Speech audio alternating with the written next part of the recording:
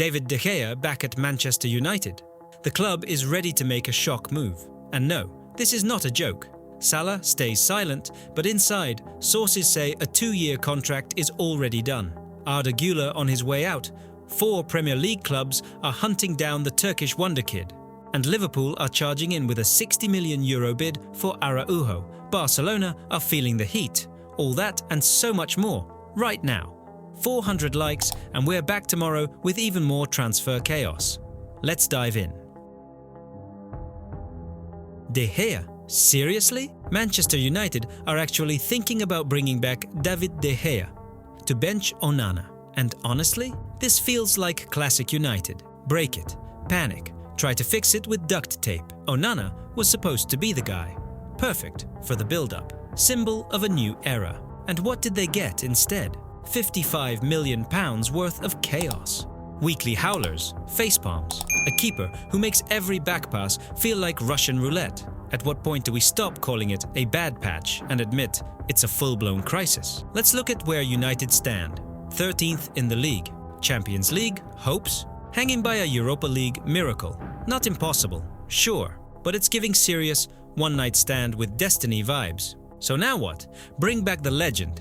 Yep, De Gea, currently at Fiorentina, but could be a free agent soon. And United, they're sniffing around. But here's the real question. Is this a genius move or just desperate nostalgia? I mean, fans are torn. On one hand, 500+ appearances, iconic saves, proper club legend. But let's not sugarcoat it. His last seasons weren't great. Shaky on corners, poor distribution, flappy hands, you remember. There's a reason United moved on. But with the club's current financial situation, this might actually be a smart bargain. In a market where random mid-table clubs want £40 million for some guy with 3 highlight clips, getting De Gea for free, that's basically a goalkeeping eBay steal. So yeah, strap in. The return of a legend might be on the cards. But the real question is, will it actually fix anything? Or is it just one more move in a long line of confused decisions? Let me know what you think. Should United bring back De Gea or finally move forward for real? Federico Chiesa, the transfer that was supposed to be the steal of the summer. And what did we actually get? 3 Premier League appearances, 0 starts, one-way ticket to the bench. So tell me, Liverpool, this was your idea of strengthening the attack? Because honestly, this might have been one of the weirdest signings of the entire window. £12.5 million for a player like Federico Chiesa? At that price, it should have been a no-brainer, a bargain, a masterstroke. And then what? Arne Slot acts like the guy doesn't even exist. I mean, why buy such a technically gifted winger? A guy who tore it up at Euro 2020 just to keep him boxed up like a forgotten Christmas ornament. Yeah, his form was shaky, but 3 games all season? That's not a rough patch, that's full-on career sabotage. And now, surprise, he's already being linked with a return to Serie A. Roma, Inter, Atalanta, Napoli. They're all circling. And here comes the twist. Ranieri's back. Grandpa Claudio wants to make Chiesa the centerpiece of his Roma rebuild. Reports say loan talks have already started. So what now? Does this move make sense? Honestly, I think it does. For Chiesa, it's a golden chance to reset. Back in Italy, back in rhythm, back to being dangerous. As for Liverpool, maybe it's time to stop freezing out players with real potential. You want smart transfers? Then give them a real shot. Because let's be real, this was no steal. This was a signing with 0 return. What do you think? Should Chiesa head back to Serie A? Or should Liverpool give him a proper chance next season? £75 million for Matheus Cunha. Looks like he's getting ready to trade Wolves for a business class seat straight into Premier League royalty. And here's the insider buzz. Arsenal and Liverpool are circling like it's the last slice of pizza at the team party. But the Gunners, they might have an ace up their sleeve. Andrea Berta. Remember the name. He brought Mateus to Atletico and now he's running the show at Arsenal. The connection's there. The trust is real. And word is, an offer's already brewing. And Mateus? He's not playing coy. I want trophies. I want top-level football. I'm done being stuck in the middle. Translation? He's ready to move. And if we're being honest, between Arsenal and Liverpool, who's closer to that top level right now? Yeah, exactly. Let's talk numbers. 13 goals, 4 assists this season. in a Wolves side that's not exactly lighting the league on fire.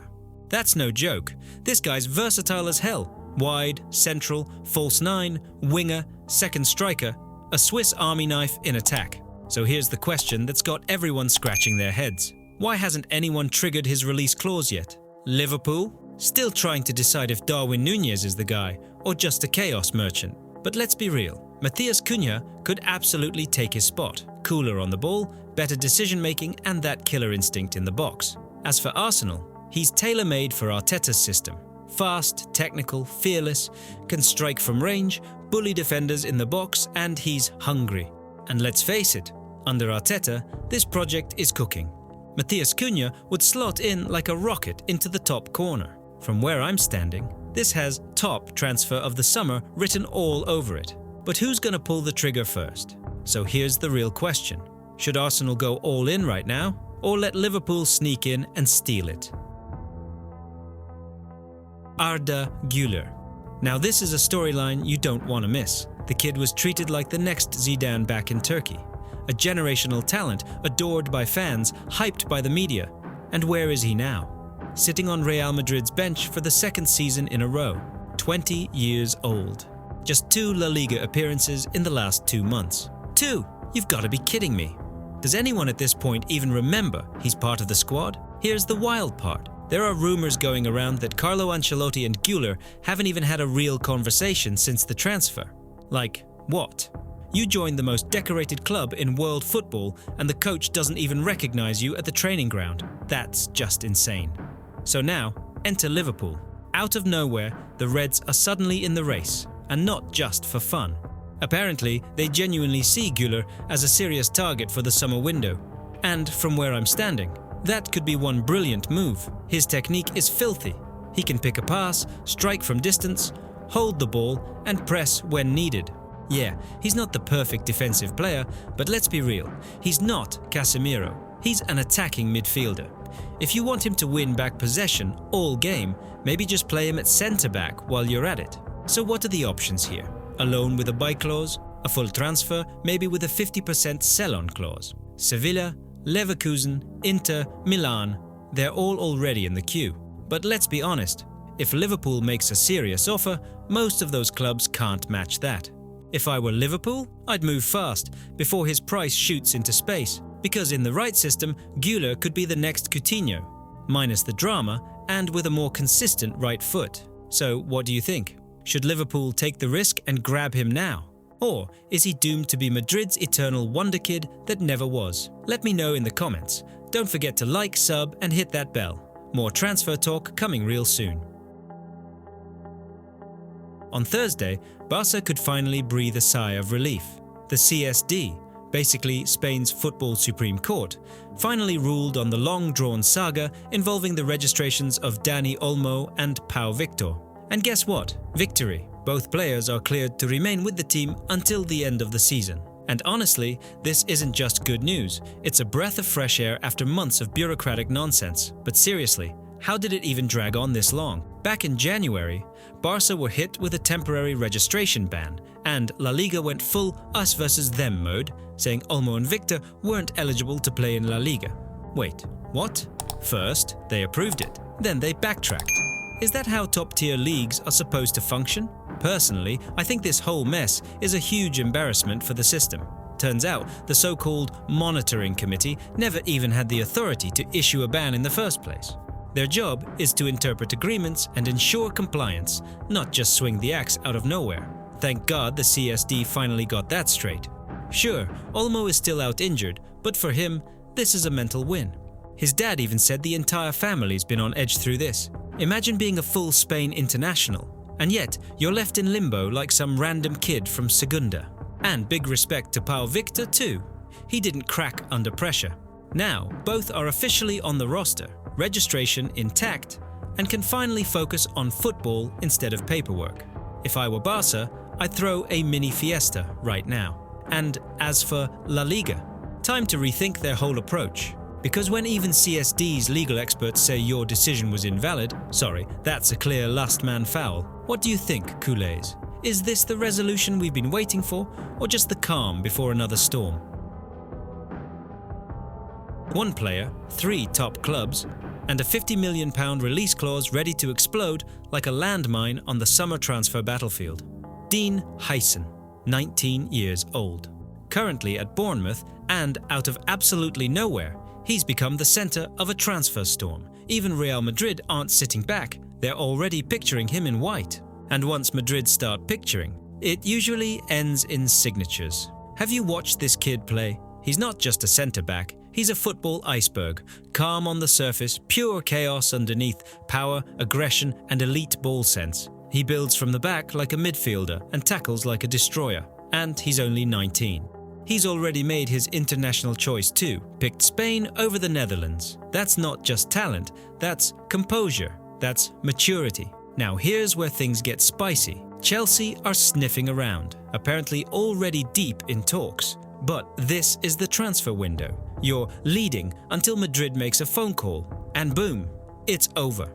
And then there's Liverpool. The Van Dijk situation? Still hanging. No new contract.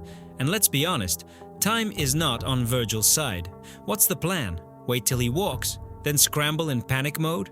If you ask me, Liverpool need to act now. Because Dean Huysen, he's tailor-made for Arne Slot's high-pressing, ball-playing style. Young, fearless, technical, and ready to grow into a leader. But there's still one giant elephant in the room, Real Madrid. They're quiet now, but when they move, they don't come to negotiate. They come to finish. So if Chelsea and Liverpool don't want to be left empty-handed, this is their moment. Because when Madrid shows up to the party, the music usually stops for everyone else. Liverpool are seriously eyeing Ronald Araújo, and they're ready to drop €60 million to get him. To me, that says just one thing. The Reds are already preparing for life after Virgil van Dijk. Let's face it, the guy's been world-class, but he's not getting any younger. Talks between the clubs are expected to start soon, and from what's being reported, Araújo himself is open to testing the waters in the Premier League. And why not? Barcelona's financial situation is far from stable. They've let key players go before, and they might just do it again, because right now they need the money. But let's ask the real question.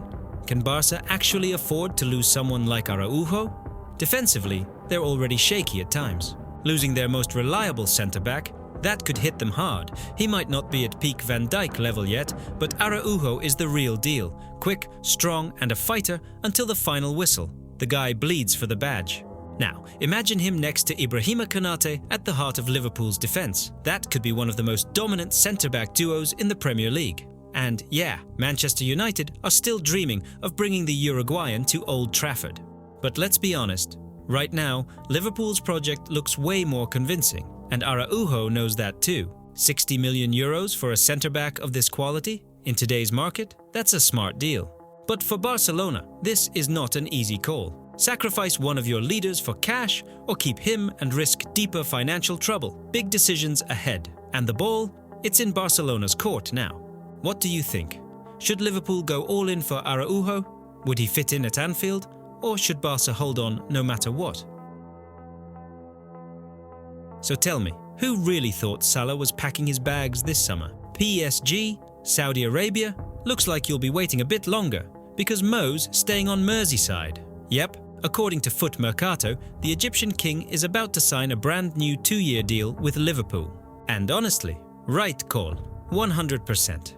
Because let's be real, who else is going to carry Arne Slot's new squad while the board flips a coin on whether to splash another £50 million on a maybe midfielder? This is Salah we're talking about. A decade of dominance. The man's been the guy at Anfield since day one, and people were seriously ready to ship him off to the Saudi League. Come on, you don't trade a shot at a second Premier League title for a few extra oil-soaked paychecks. Not when your team is 9 points clear of Arsenal with a game in hand. That trophy scent, it's in the air. So, yeah, the deal's almost done. Contract talks are wrapped, paperwork's cooking, and while we don't know the salary yet, you can bet it's not minimum wage. And frankly, Salah's earned every last penny. But seriously, how did the board let it get this close? They nearly lost their most iconic player over a negotiation gridlock. Unbelievable.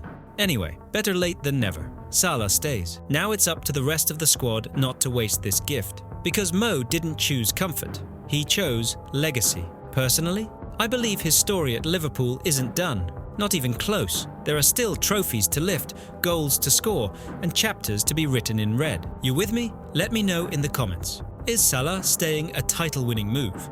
Drop a like if you're backing the king, and don't forget to subscribe. We've got plenty more transfer twists on the way.